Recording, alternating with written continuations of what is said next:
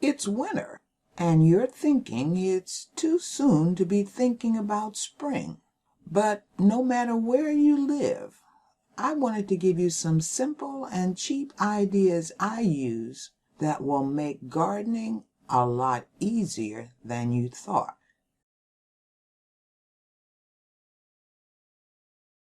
First, think about what you want to grow and where. There's no harm in starting small with veggies you know you will want to eat. Starting large and exotic only leads to frustration because you end up not knowing what to do when your exotic plants go south. Or even worse, you just don't like them. Everyone was saying grow lettuce. I hate lettuce, but I love kale.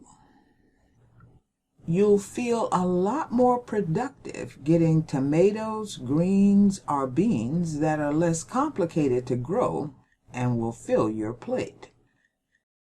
Next, give some thought to where you want to place your veggies. Will they get enough sun, or shouldn't be placed next to certain plants? Ask any gardener, and a good number will tell you that they wish they had thought through plant placement after they got their garden established. Looking at your space and planning it out beforehand will save you that regret. Then, get your seeds early. Nothing is more disappointing than the seeds you want not being available because others have gotten there before you. You can even make a weekend adventure of visiting a local garden or feed store where they're certain to have seeds and someone can offer advice or answer questions about what you want to grow. Just remember, like the big box stores, they're there to sell things. So put a limit on how much you want to spend, even if it means making some things yourself.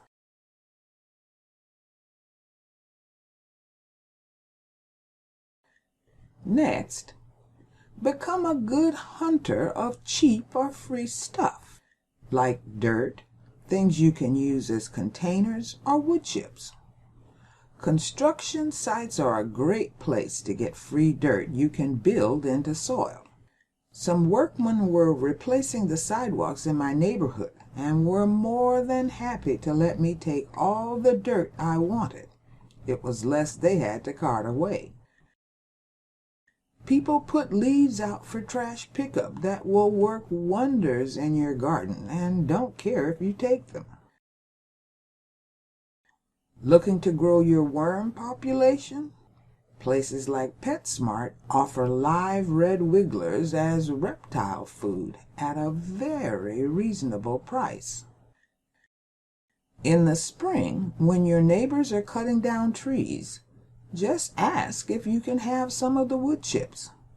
Or check places like Craigslist, Facebook, or freecycle.org for people just giving away garden stuff you might want. All of these things cost you next to nothing and will lower the cost of your garden. Then, find ways to reuse what you have. We throw away tons of food that if you put it in a food-safe bucket will generate loads of compost. Banana peels, used coffee grounds, and eggshells add great nutrients to your compost and soil. And I used to throw them away constantly. Just remember, no meat to attract flies or critters.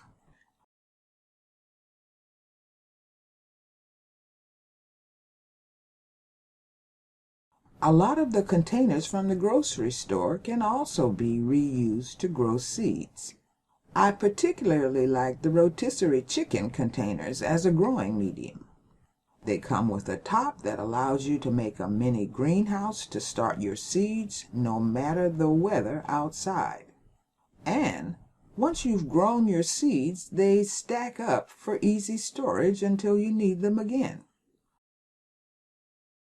On another front, worms love cardboard, and cardboard egg crates and toilet tissue rolls fit the bill to add to your compost. You will need to cut them into smaller pieces to speed up breakdown, but a few minutes a week to get good veggies offers a great return on the time invested. If you're anything like me, you have old containers from plants you bought in the past stacked up somewhere. Use them. You don't need an entire garden bed to grow a tomato plant or a couple of cabbage heads. Once you begin to look around, you'll be amazed with what you already have that will get the job done and not cost you a dime. And now, to add to your social life, make friends with people who grow flowers, or at the very least, make a point of complimenting them. A healthy garden needs bees to pollinate your crops.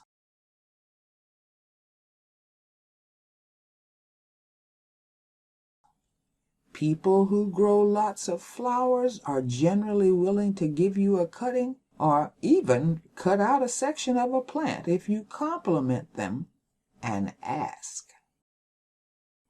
This way, you get a collection of flowering plants that the bees will love, and your garden will become one of their favorite places.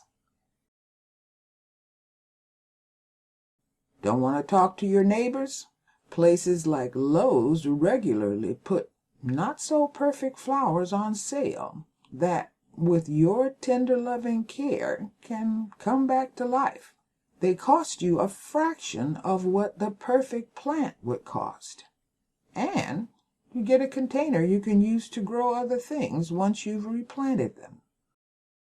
These examples are only a few of the ways you can cut costs and enjoy your garden. The idea is to start thinking in a different direction other than just buying things. Once your eyes have been opened, more things will begin to show up to make your garden not only plentiful, but easy to maintain. I guarantee it. See you next time.